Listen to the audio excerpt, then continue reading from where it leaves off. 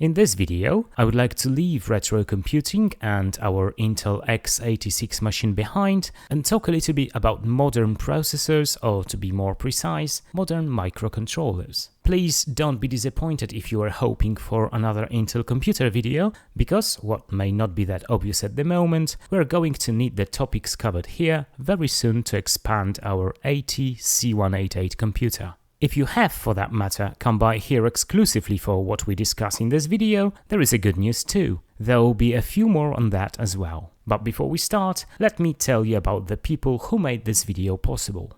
PCBWay is a PCB prototyping manufacturer. Multiple PCBs are their star products, ranging from standard PCB, flex PCB, advanced PCB, PCB assembly service and others. They also offer one-stop solution service. Apart from the inner PCBs, the outer enclosure could be finished as well, such as 3D printing, CNC machining, injection molding and others, covering different kinds of materials. With PCBWay, makers can realize their ideas into real projects. Apart from that, their open source community is pretty popular among the creators, especially the shared project section. Many PCBWayers have shared interesting electronic projects there. If you are interested in any of them, you can get the boards there directly. Check them out at pcbway.com. I mentioned microcontrollers in the intro. Yes, I've been using them for years, starting with the Intel 8051, Atmel 8051 compatibles, Atmel AVR 8-bit series, as well as different 32-bit ARM microcontrollers more recently. All of them share similar infrastructure, despite sometimes using very different CPU cores. They contain some RAM, some flash memory for you to store your programs in, and some peripherals, most often serial ports, I2C or SPI controllers, among others. The CPU data and address buses are not accessible via the pins, as they are internally connected to all the peripherals, but the pins usually can be programmed to expose either the mentioned device's signals or to work as GPIO or General Purpose I/O pins, which can be set as inputs or outputs, and their state can be set or read in software. We use them when the built-in devices like the serial port aren't enough, because we need to talk to something using a custom protocol, or we simply need to drive some LEDs or other custom contraptions. In these cases, we need to drive the I/O pins directly in software, keeping time between the changes to their state. It is more tricky the quicker the states change, making it very hard if not impossible to communicate with large speeds, and keeping exact timings where interrupts come in the way, making these timings even less predictable. Let me give you an example of the very popular LED chip, the WS2812, which you can connect in a series and drive all of them with only one pin. The idea of this chip is that you send multiple RGB values to its input, it reads the first data, then simply forwards the rest of the data to its output pin, connected to the next one's input, and so on. By connecting them in a daisy chain, you can send the RGB values to all of them using only one pin. But since there is no clock signal, the data must be sent with exact timings which, if not met, can corrupt the data or simply get them ignored. Some time ago, I implemented this protocol in software using one of the popular STM32 ARM microcontrollers, but the interrupt had to be turned off during the whole transfer and the CPU time was wasted in delay loops. When I first heard about the Raspberry Pi Pico module with a new 32-bit ARM microcontroller designed by the Raspberry Pi Foundation, the RP2040, I wasn't that excited. I thought, well, I already have a few STM32s in my drawer, what else do I need for my little projects?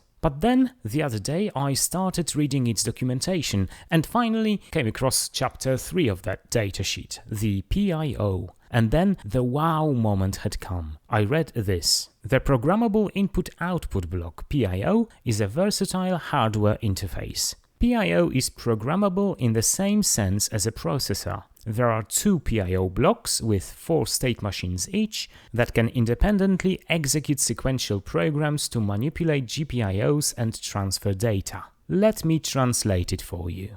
The RP2040, apart from a double-core 32-bit ARM processor and other usual peripherals, has also two specialized co-processors, each having 4 independent threads, which can execute programs manipulating any number of GPIO pins. Each PIO can be clocked up to the CPU clock, which can be anything up to 133 MHz. In other words, we can write programs which read and or write data to and from GPIO pins every single CPU tick, which could be as fast as 8 nanoseconds, in the background without involving the main CPU at all. Of course, sooner or later we need to use the CPU to read or write the data for the PIO to handle, but each of the state machines has its own FIFO buffers, which effectively limit the CPU's involvement. Additionally, we can use the DMA to handle all transfers to and from those FIFO buffers, so the CPU only acts when an interrupt is raised if there is data ready to handle or the PIO needs more data to send out. An extreme example could be the mentioned strip of WS2812 LED chips, which the tight timing is trivial to handle using the PIO, and the CPU may only care about putting a buffer of RGB values somewhere in the RAM, where the PIO together with the DMA can repeatedly send the buffer out to the chips without any involvement of the CPU whatsoever. Before we start tinkering, let me show a few more details of what we are dealing with here. Again, we have two completely independent PIO processors. Each of them has a program memory fitting 32 instructions, which is shared between 4 independent state machines. I compared them to the threads in a regular CPU because there are some similarities. They all share the same memory space where they can simultaneously run separate programs or one and the same program depending on your needs. Each state machine has 2 forward long FIFOs, the input one and the output one. They may be connected to the DMA, which can transfer the data between them and the RAM. The state machines can use flags called interrupts to synchronize between each other, and those flags can also be mapped to raise a CPU interrupt when needed. Each state machine has finally 2 32-bit registers called the X and the Y, and 2 32-bit either-way shift registers to handle input and output data respectively. The PIO assembler has 9 instructions: jump, wait, in, out, push, pull, move, IRQ, and set, which may not seem to be a lot, but remember that this is a specialized processor for I/O, and each of the instructions is very flexible, with multiple options, sometimes allowing for an instruction doing more than one action at a time. More on that in a minute. Each instruction is executed in exactly 1 tick of the clock, which could be driven by a flexible prescaler able to divide the system clock by a fractional factor. Let's have a look at each of the 9 instructions briefly.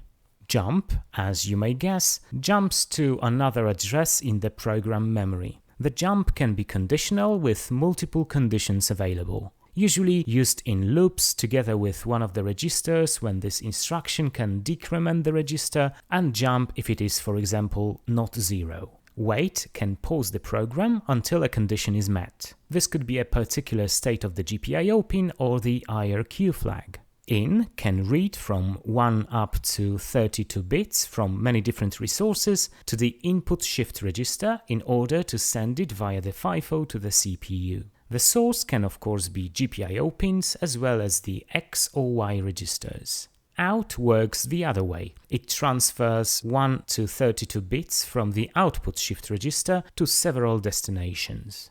Push pushes the current state of the input shift register to the RX FIFO. Pull takes one 32-bit word from the TX FIFO and stores it in the output shift register. Move, similarly to the normal CPU, moves data between multiple sources and destinations like GPIO pins, the X and Y registers, and the shift registers. IRQ can set or clear one of the 8 interrupt flags, which can be used in other state machines or raise the CPU interrupt. Set, finally, can set pins or one of the registers to an immediate 5-bit value. Generally, on top of their specific functions, all of the instructions can apply 2 additional side effects. But to explain them better, let me show you their binary encoding. The PIO instructions are 16-bit wide, where the combination of the 3 most significant bits encode each particular command, with the exception of the push and pull sharing the same encoding, and the bit number 7 tells between the two. The 8 least significant bits encode the operands of each instruction, but now I would like to focus in particular on the other 5 bits, from number 8 to 12. These 5 bits by default encode an additional number of clock cycles to wait before executing the following instruction. So it is a form of multiple NOPs encoded within each instruction and without wasting the program memory.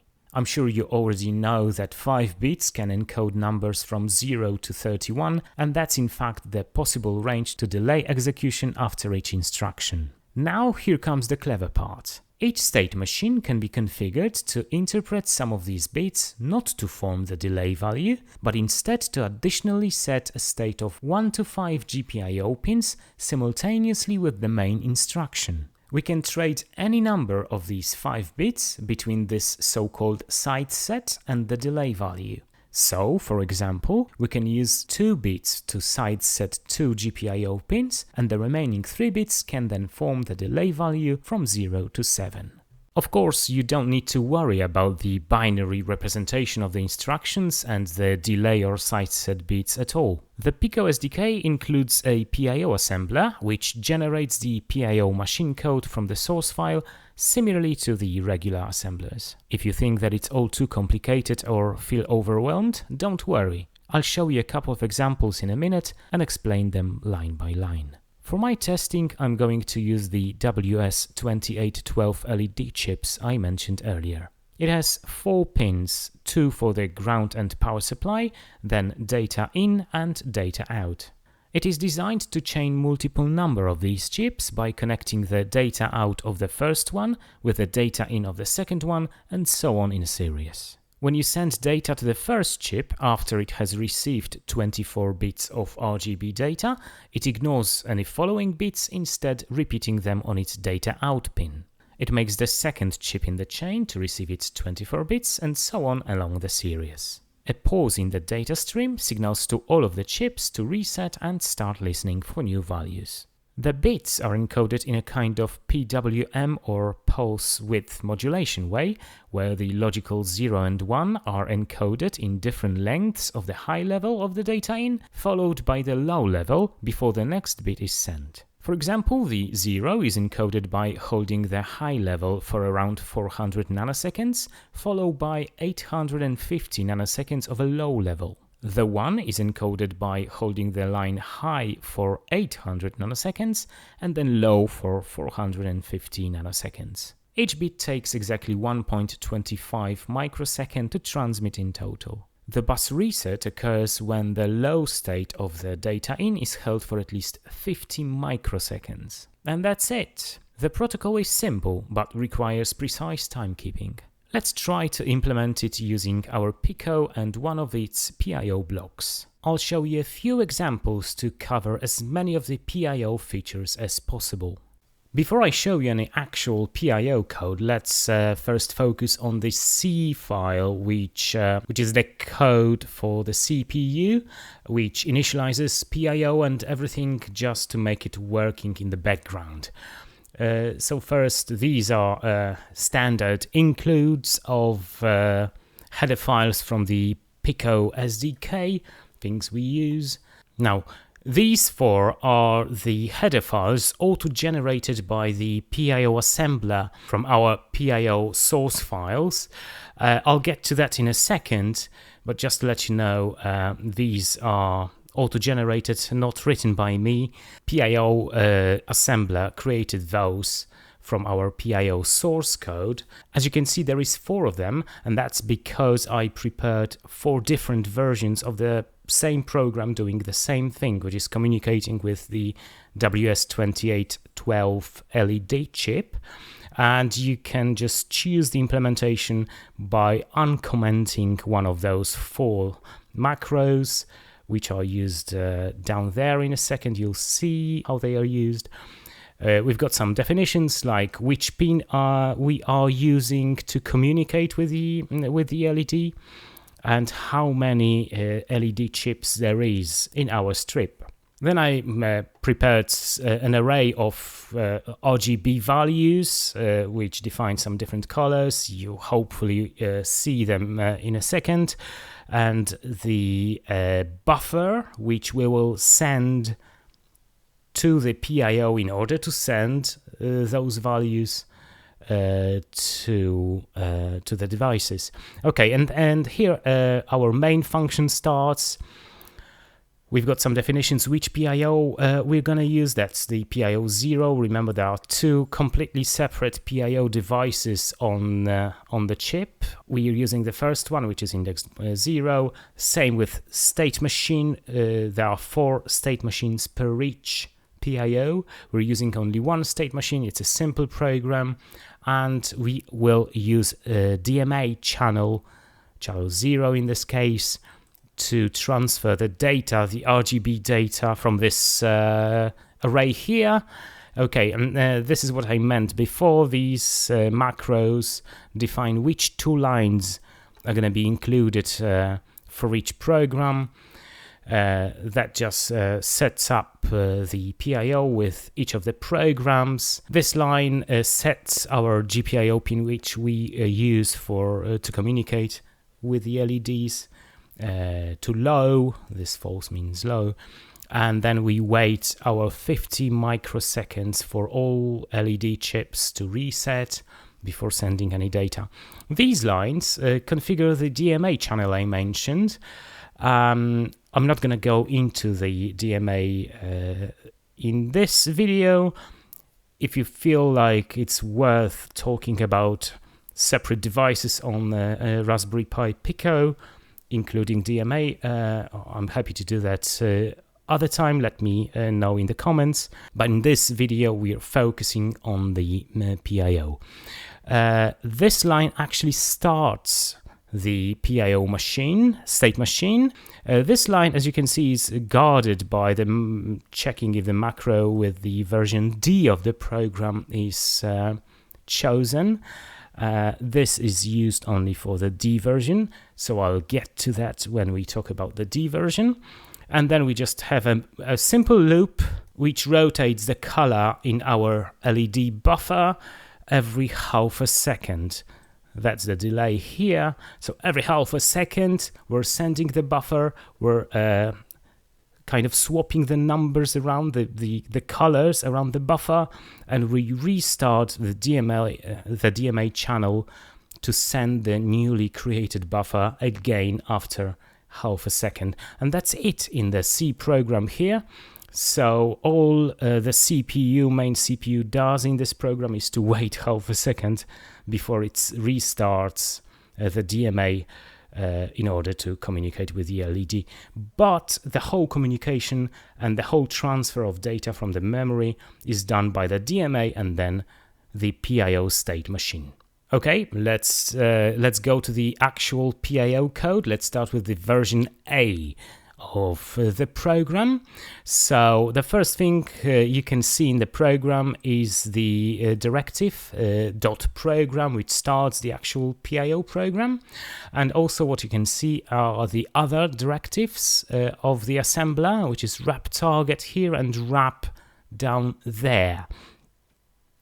What these two do is to wrap the program. So after the last instruction before the wrap directive is executed, the next one would automatically be executed one after wrap target directive without adding jump instruction and without wasting one clock cycle to execute it. So straight after this, which is in our case the last instruction before wrap, the next one in the next clock cycle will be that one. And that doesn't, as I say, take space in the program memory. And also what you will see in a second in another version of this program, wrap target obviously doesn't need to be the first directive, and it doesn't need to wrap wrap up to the first instruction in the program. Okay, let's go through the program now. So the first instruction, in our case pull block, pulls 32-bit data from the FIFO, which is filled up by our DMA channel, and puts it into state machine's output shift register. And before, this is 32 bits and we're only using 24 bits of data, 8 for each R, G and B. The most significant 8 bits is not used in our case. These are zeros or whatever we send, but we're ignoring them. And we're doing this by shifting out from our shift register by using the out instruction. No means that we're just throwing it away to nowhere. So we're throwing away 8 bits, after which we're left with 24 bits of RGB data in our output shift register, and that's what we're gonna use in the loop, which starts with the label next bit. Its labels are similar in this assembler as in any other one. It just lets you to address jumps, for example, which happens here. But we'll get to that in a second. So we have a loop which sends 1 bit of data through our GPIO to the LED WS2812.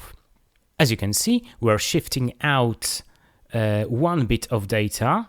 The data are kept in the output shift register, and we're moving this 1 bit to the scratch register X. Next instruction is a conditional jump. So if not X, which means if the X isn't set, so effectively if it's 0 in this case, then we jump to our label bit 0. So if it's not 0, it will fall through to this part of the code. So effectively what we did here is we kind of split our program into 2 cases. The first one here is when the bit to be sent is 1, and this part is when the bit to be sent is 0. As you remember, each of the bits sent to the LED chip are kind of split in 3 time slots, where the first one is always 1, the second, the middle one, depending on whether we send 0 or 1, is 0 or 1, and the third one is 0, and that's what we are doing here. Not null is a way of getting a bit of 1, or bits. Null gives you 0, not null gives you 1s. So what we do is we're moving to the defined GPIO pins. Pins is just a way to tell the assembler that we're using GPIO pins. In our case, we're using only 1 pin, but that's what kind of destination of this instruction is. It's always pins. So we are moving 1 to our GPIO pin, which is the first out of 3 parts of the bit to be sent. And then we're using the wait in square brackets here. It means that this instruction needs to wait 1 clock cycle before moving on. So what we're doing here, effectively, we are sending 1 to the GPIO pin for the 2/3 of the whole bit length, which is what we want to do if we send 1. And then we are turning the pin, GPIO pin, to 0 for the 3rd part of this time. And we're jumping down to the common code under label bit end. To send 0, we're doing quite the opposite. So we first set our GPIO pin to 1, but there is no waiting, because on the next clock cycle we need to set it to 0 and wait to the rest of the bit. So in 3 cycles in here, first cycle is the GPIO pin is set to 1, and the other 2 the pin is set to 0, and then it falls down to the common code here bit end, which checks whether there are more bits in our output shift register. So if it's empty, that's what it means. Output shift register empty. If it's not empty, then go up back to send another bit. If not, it will fall down to wrap, which wraps the whole program to pull block, which effectively pulls another RGB data for another LED from the FIFO, and the whole program repeats. So that's our first version of our PIO program. I would like to draw your attention to this section here. That is a kind of inclusion of the C code, which a PIO assembler simply copies into one of the headers, which I mentioned here. This is auto-generated header, which contains whatever we put in this section here. That's a usual initialization code, which we then call from our C here.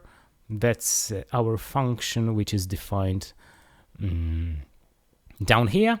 It uses some of the PIO SDK functions. This line, for example, defines how output shift register is shifted, whether it's shifted to the left or to the right. In our case, since the WS2812 expects RGB data being sent with the most significant bit first, we need to shift it left, and that's what this function defines. That line is quite important. This function defines the division of the CPU clock to be applied for this state machine. So it kind of defines the frequency of our state machine's clock. So how long the clock cycle or how long each instruction takes to be executed.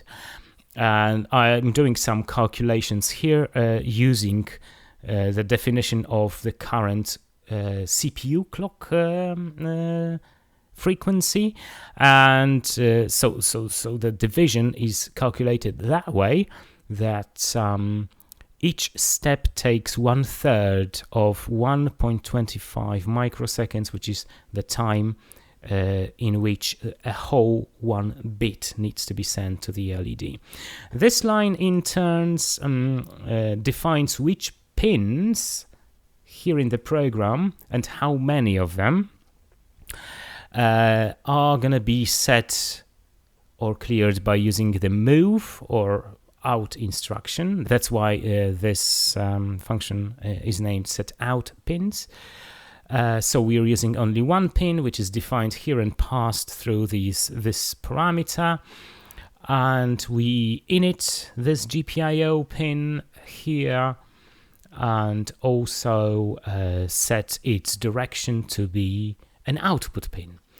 And then another function just initializes the state machine using the configuration from the other function calls. So that's usually how you structure your PIO program. There are some conventions as far as I know. So the name of the program is repeated here in the name of the C function, as well as this call, which is auto-generated by the PIO assembler. That's why we need to use this convention, because it is generated with this name, containing the name of the program from the first line. So that's our first version of the program. Now let's have a look at the version B. Version B is quite similar, but I just wanted to show you another feature which I mentioned before, which is site set. What it does is we can define that one or more up to 5 bits may be set or cleared within each of the instructions, and it happens completely simultaneously. So we can do one thing in the main instruction and on kind of the side set or clear bits, some bits defined for that state machine. To use the site set option, we need this directive. Site set a number of bits, 1 to 5. Opt means that site setting is optional. If we don't use optional, the assembler expects all of the instruction in the whole program using site set. In our case, we can't do that. so we need to use the optional version, and as you can see, only 2 instructions or 3 instructions really use site set. Let's go through the program. The first 2 instructions are really the same. I didn't mention what block does, sorry. I'll quickly tell you now. You don't need to use block, but if you use block, the whole instruction, the whole state machine will wait until there is data in FIFO. If we don't push anything, it will just wait here, wait for any data to arrive to the FIFO. If we don't use block, I guess output shift register is populated from the value of the X scratch register or Y. It's not that useful, so usually you would probably want to use pull block. Okay, so we're done with these 2. They are exactly the same. The loop here, the last instruction is very similar but uses site set. But the main change is done to this part is, as you can see, shorter. It first copies 1 bit to the X scratch register and then jumps to the bit 0 label if it's 0. But since we know that each bit for the LED always starts with the logical 1 on the line, we immediately in this moment when the jump instruction executes, set our GPIO pin to 1, because whether it's 0 or 1 to be sent, we always start with 1.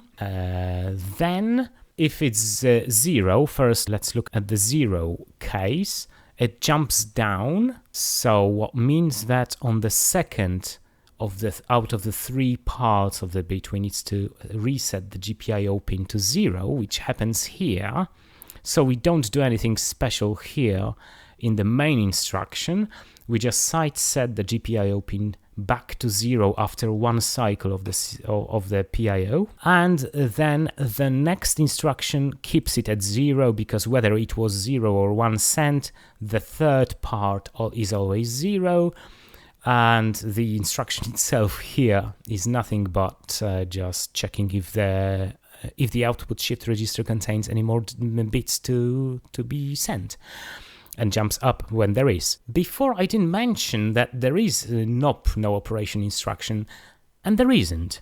This NOP is pseudo instruction, which is translated by the assembler into move Y to Y, which has no side effects. Okay, what if the X is 1? This next instruction jumps to the bit end, but if you think about it, it takes 1 cycle to execute it, and since we set the GPIO pin to 1 in the previous instruction, it will be kept at 1 for the second cycle and only reset to 0 after jumping to bit end by this site set.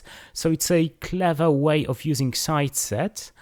We don't need to wait, we don't need to move bits, we can do other stuff and use the site set on the way. Because of that, our program is shorter, which is really important, because if you're using more than 1 state machines, you can use up to 4. You still share the same array of program memory, which is only 32 instructions per the whole PIO. So sometimes you need to be kind of clever to design your program to be as short as possible. Site set is great for shorting up your programs. The initialization, the C initialization program in here is really very similar, with only one difference. Instead of smconfig set out pins, we're defining pins to use them for site set. So it's a different function. There is no number of pins defined here like it was in the other version of the program, because the number of pins is already defined up here by this directive. The assembler already knows it's only 1 pin being site set. So that's it in the program version B. Let's now move to the version C. Oh, version C is even smaller, even small, just 5 instructions. Look at that. We're still using site sets, but now we're being even more clever. So the first 2 instructions are exactly the same, just pulling down the data, getting rid of 8 preceding bits, leaving in the output shift register 24 bits for RGB for the LED to be sent. The whole next bit kind of loop is only 3 instructions. We're using out pins and site set in the same program. Of course you can do this, and that's expressed in these 2 lines. The same pin is defined as the out pin and as the site set pin here. So we're setting the same pin using 2 different ways in our PIO. So the first instruction, which obviously is 1/3 of the whole bit sequence, we know already we just simply need to send 1 as the beginning of the bit. Now the second part is the clever part of this version of the program, because we simply stream the bit from the output shift register straight to our GPIO pin, because that's the middle part which decides whether it's 0 or 1 being sent. So if the next bit to be sent is 0, we should, in this middle part, set our pin to 0. If it's 1, then set it to 1. So while using the scratch register, we can simply shift out the bit to be sent to the GPIO pin from our output shift register. That's what this instruction does. And the last one is exactly the same like in the other program, version B, which just site sets the pin to 0 as the last part of the bit. And the jump instruction, if there is more bit, just jumps back to next bit label. So that's the shortest program. I just wanted to show you that you can use the site set and out or move to pins in the same program. All the 3 programs I've shown you cared only about sending the bits to the LEDs. But they knew nothing about the reset delay, 50 microseconds, which needs to be kept without any data on the line if we want to resend all the data from the first LED.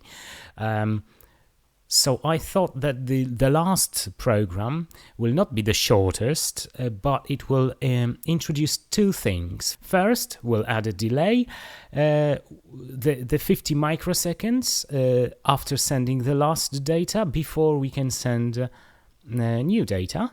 And also we will add an indicator. We're going to use our interrupt flag to let the main program know that we're still sending the data, or still we're waiting for the chips to reset before we can restart the DMA and send more data.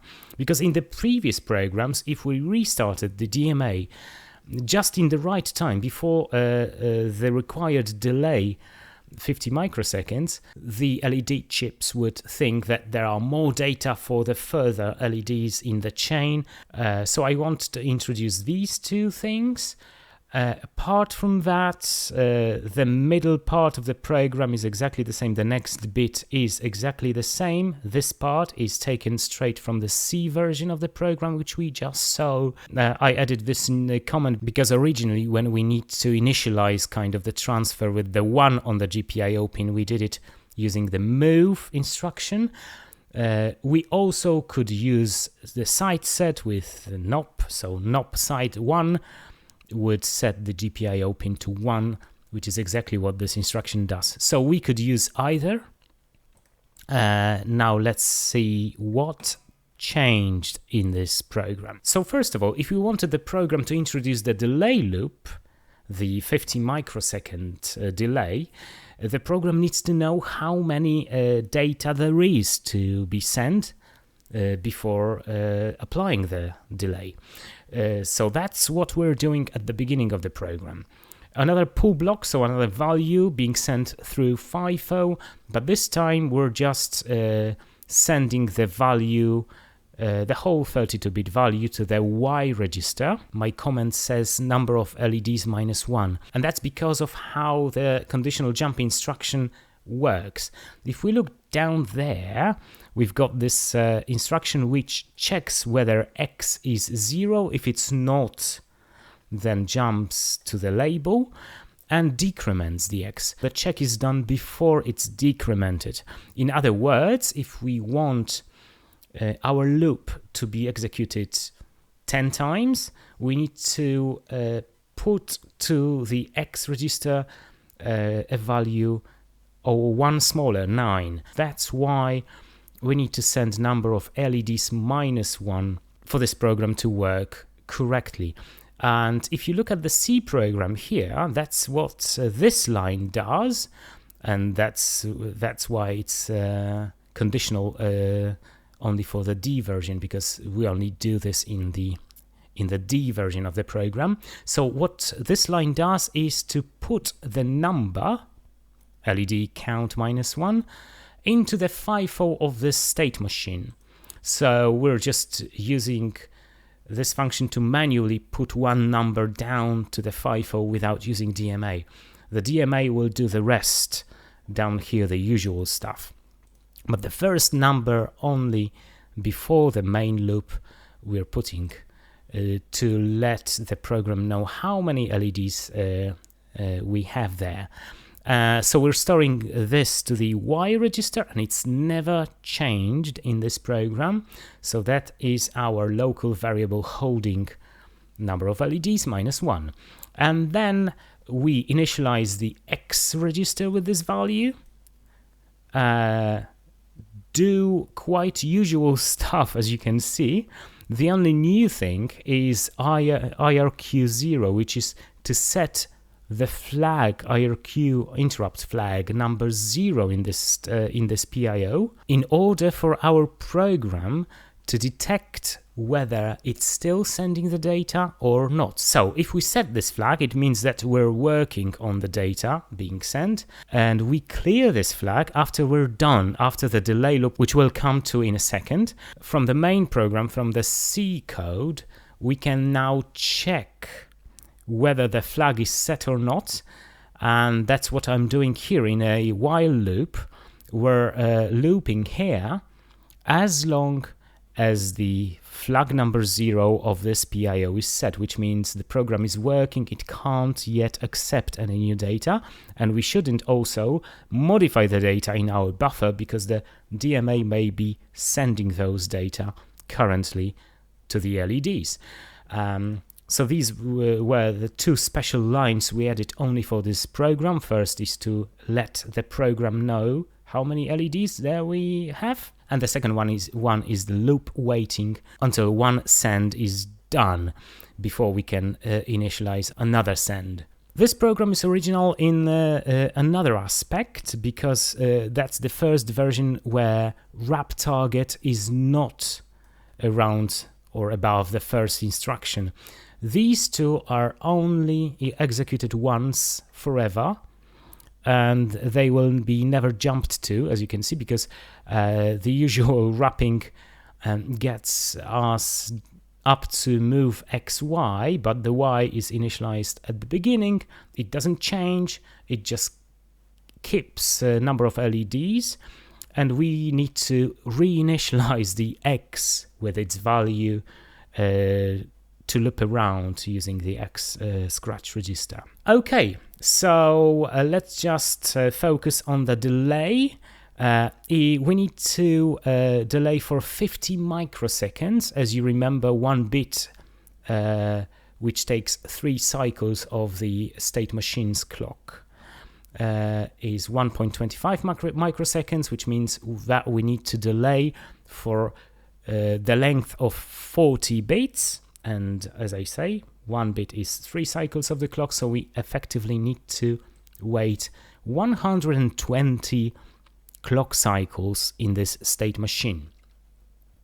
So you may say we can use the wait functionality, the delay, Because the maximum number is 31, remember 5 bits, which can encode maximum number of 31, but we need 120, so we split it to 4 instructions, NOPs, because we don't want to do anything apart from waiting. So the execution of each instruction is 1 clock cycle. We need to wait 29 more to get 30 in each step. 30 times 4 instructions is 120. So everything's great, right? Well, not so much. Let's try to compile this code. Oh, there is some error around NOP 29. Okay. Oh, of course. We used SiteSet, which, as you remember, I explained it before. We've got 5 bits to use for both functionalities, so we need to kind of trade between them. If we use SiteSet for 1 bit, only 4 bits are left for waiting, for delaying. Okay, so we can do like this. We can split this into 8 instructions. So each needs to wait for 15 clock cycles. 1 cycle is taken to execute each instruction. So we need to wait 14 clock cycles in each instruction more. In total, it gives us 120. Okay, let's compile it now. Oh, still wrong. What's wrong? What's wrong?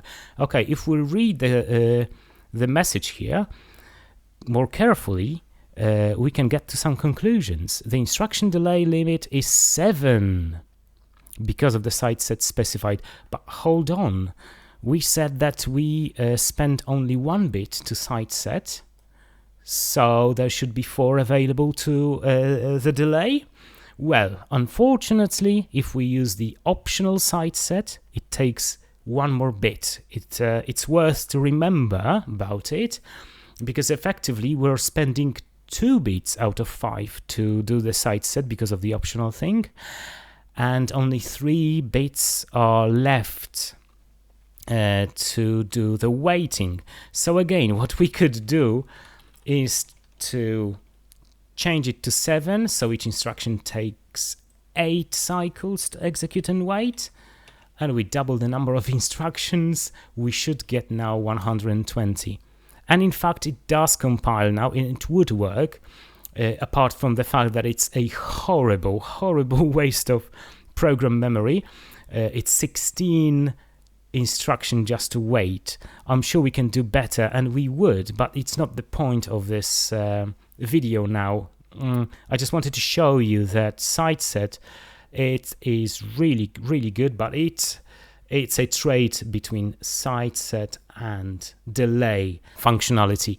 Okay, one more thing I wanted to say. Okay, so maybe we can remove the opt here, but in this case we would need to add SiteSet to every single instruction in this program, and that would be okay for most of the cases, but not one.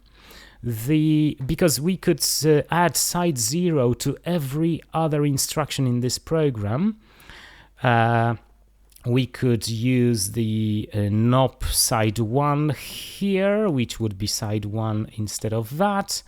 All done. The only problem is this instruction, which sets the GPIO pin out of the output shift register. We can't add site 0 or 1 because it depends on the bit in the output shift register, so we can do neither, and that's the problem with the not optional SiteSet in this program. We can't do this only because this one instruction which relies on the bit in the output shift register. So we have to use the opt here. The problem of the delay is another problem we can resolve other time, or you as an exercise can try to do this at home. I would probably use some kind of a loop using the X scratch register maybe.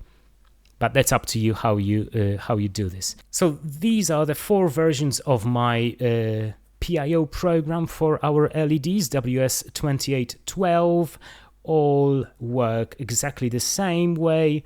These examples are really just a tip of an iceberg of possibilities opened by this humble PIO block in the Pico. We've barely scratched the surface of all of the features and haven't used all of the PIO assembly instructions in the simple programs, but I'm far away from closing the subject here. In the next video, I'm going to attempt using the Pico as a peripheral in my Intel AT188 computer. I'm expecting to write more exciting PIO programs to make the Pico talk to my main CPU on its buses.